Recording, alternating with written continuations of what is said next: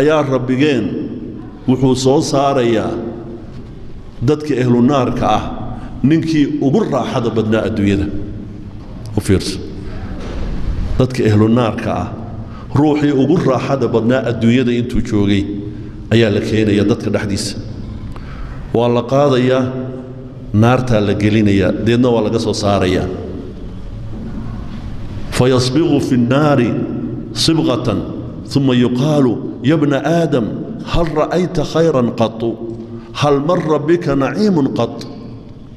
marka naarta la dubuq siiyo ayaa waxaa la odhanayaa taariikhdii aad soo martay ka warran weligaa wax macaan ma soo aragtay weligaa raaxo ma soo aragtay fayaquulu laa allahu baan ku dhaartay yaa rabbi waxaa markiiba hal mar keliyoo la muquursiiyey naarta ayaa wixii uu adduunyada nicmo ku soo maray oo dhan bay ilaabayaan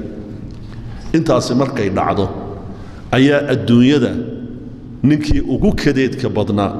ugu dhibaatada badnaa ee ahlu janno ah ayuu ilaahay soo saaraya dadka soo dhex saaraya ila isaguu garanayaa fayasbiqu fi ljanna markaasuu ilaahay jannada geynayaa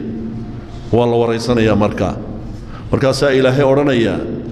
hal ra'ayta bu'san qat hal marra bika shiddatun qat weligaa wax kadeeda miyaad aragtay wax dhibaato ah adduunyadii inna ma xasuusataa ku soo martay fayaquul laa wallaahi maa marra bii bu'sun qat walaa ra'aytu shiddatan qat maba xasuusta buu odhanayaa wixii aan kadeed adduunyada ku soo maray waana ruuxii ugu kadeedka badnaa adduunyada uu ilaahay abuuray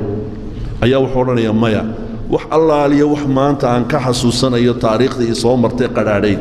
waan ilaabay hal mar keliyoo jannada la geliyo ku ilaabay marka macnaha adduunyadu sidaasaanay raandhiis badan iyo xasuus badanba u lahayn